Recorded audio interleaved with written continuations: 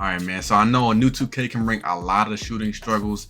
Believe me, I've been struggling myself a little bit, but once I found out what the sauce was, what the cheese was, I was chilling. I was straight. You've seen in the clips beforehand that I really haven't struggled shooting at all. I'm shooting off the dribble. I'm shooting off the catch. In this video, I'm gonna be showing y'all just exactly how to improve your shooting, but also some jump shots. I'm gonna give y'all some tips, some tricks, how to get your lethal hotspots, just a whole bunch of stuff in this video. So just tune in. All right, so first things first, and honestly, probably the most important thing when it comes to your shot timing is your visual cue.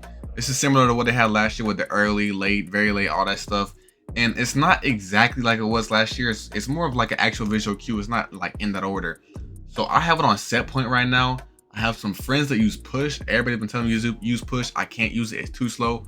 But if you do like slower jumpers, like the 2K20 style, shooting style, I would go a push. But for me, set point is the way I like it. Set point, basically, whenever my player push the ball right here at their set point, that's my release. And I've been shooting pretty good since then.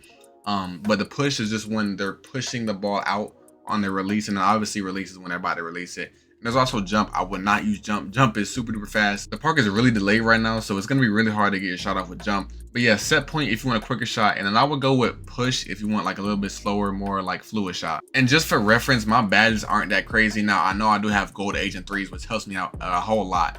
And obviously there's no badge points this year, so it's not like you've been like, oh, like I'm gonna put this badge here, and I know. Make sure that you give it some time. You don't rush the process, because you might be shooting poorly now, but then you get your silver limitless range or whatever badge, and now you're lighting it up. So I just wouldn't panic too much before I make a new build, because it is expensive as always.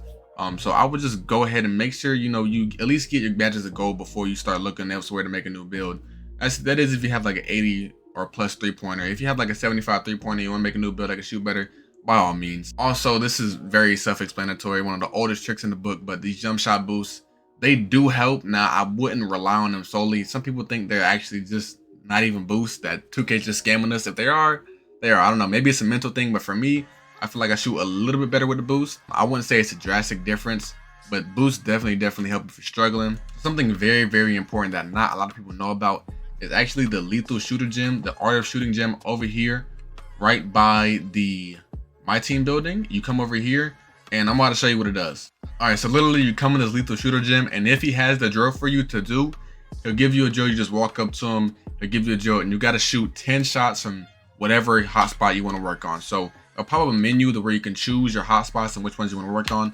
You just choose whichever ones work for you. I chose the 2 wings, so this one and this one over here.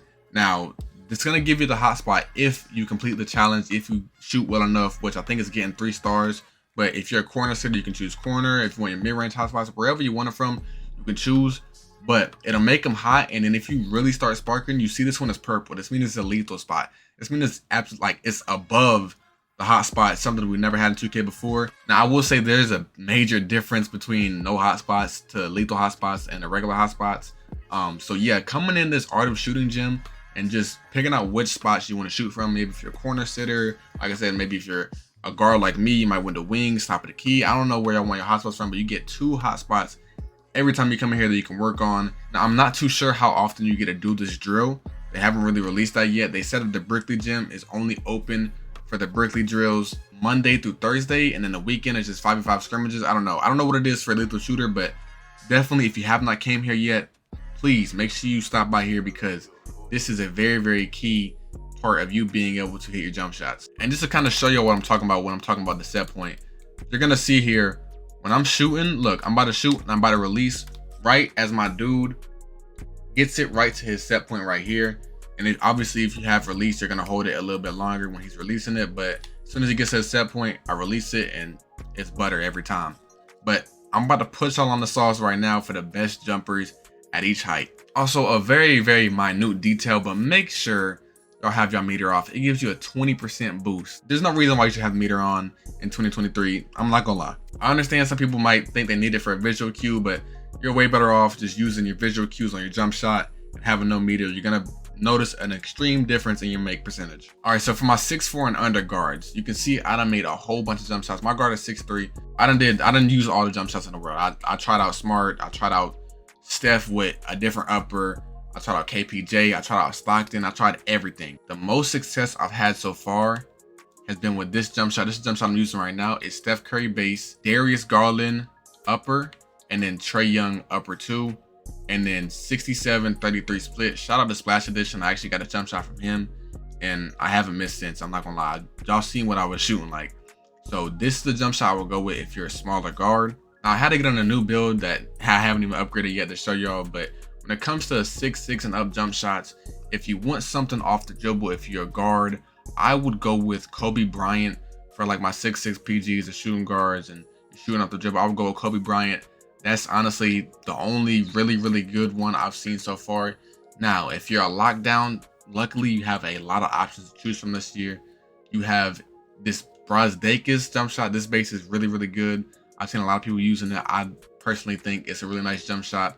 You also have the one that everybody's been using, JT Thor. Where is it? I can't find it. But yeah, JT Thor, I'm not sure what the requirements are on it, but if you can get JT Thor, I would use JT Thor. It's basically LaMelo Ball from last year if you use LaMelo Ball's jump shot.